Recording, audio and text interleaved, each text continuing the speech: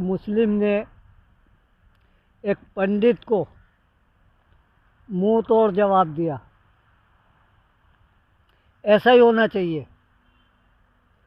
और मैं तो यहाँ तक बोलता हूँ कि हिंदू अवाम को अपनी किताबों का मुताला करना चाहिए कि हमारी किताबों में क्या लिखा है। इन पंडितों ने हिंदुओं को गुमराह कर रखा है, जैसे कि मुस्लिमों को उलमाए दीन ने गुमराह कर रखा है। ये धर्म के ठेकेदार बन गए कि हम जो बोलते हैं पब्लिक तो मान लेती है, इसलिए ये अनाप शनाप सोचे बगैर बोल देते हैं।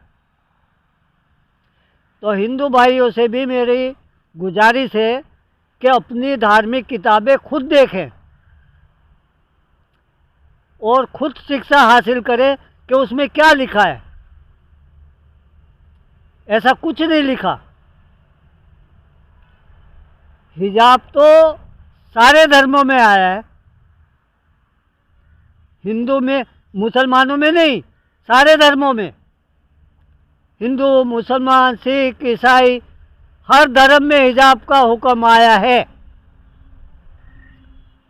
ये हमारे जो आगेवान बने हुए हैं, ये हमें गलत रास्ते पे ले जाते हैं और हम इनका भरोसा करते चले आ रहे हैं। तो अब हमें इनका भरोसा नहीं करना, अपनी आंखों से देखना, अपने खुद मुताला करना किताबों का कि किताबों में क्या लिखा है। लो ये वीडियो देखो, किस तरह से मुस्लिम खवातीन ने पंडित के बातों का मुंह तोड़ जवाब दिया है किताबों के जोर पे।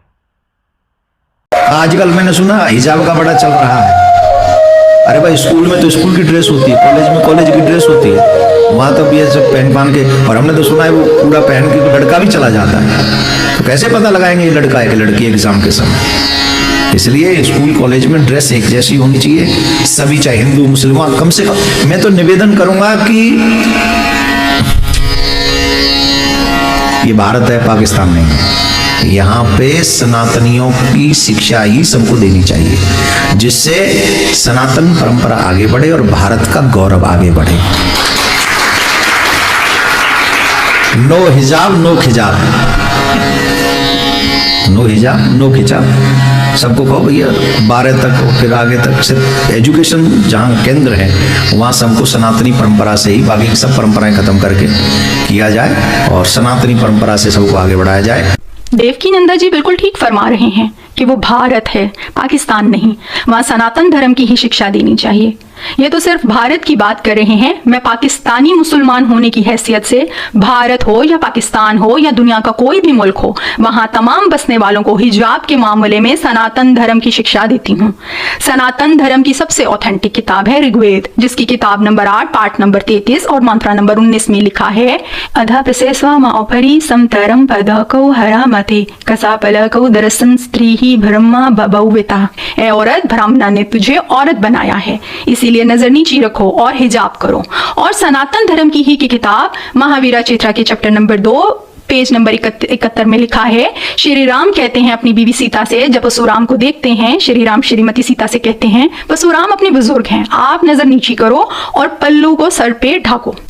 जब हम पुरानी किताब पढ़ते हैं सिक्के के बारे में, कॉइन के बारे में, ऑफ ए गुप्ता एज, इसमें कई फोटो हैं जिसमें दिखाया गया है कि पुराने जमाने में सिक्कों पे औरतों की फोटो होती थी और कई हिंदुस्तानी औरतें, इस भारत देश की औरतें अपने सर पल्लू से ढांपती थी और ये पल्लू हिजाब कई बार अल्बो यानी कोहनी तक आता था। आज की तारीख में भी अगर आप देखें जाकर, कई गांव में औरतें सर को पल्लू से ढांपती हैं।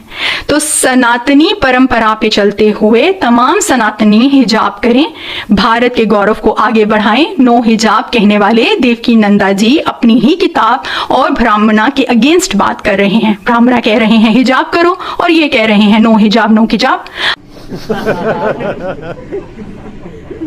अब सनातनी फैसला खुद करें कि उनको सनातन परंपरा पे चलना है, ब्रह्मणा की बात माननी है या देवकीनंदा जी की बात माननी है। और जिसको देवकी नंदा जी की बात माननी है तो वो खुद कह रहे हैं कि सारी परंपरा छोड़ के सनातनी परंपरा को आगे बढ़ाया जाए।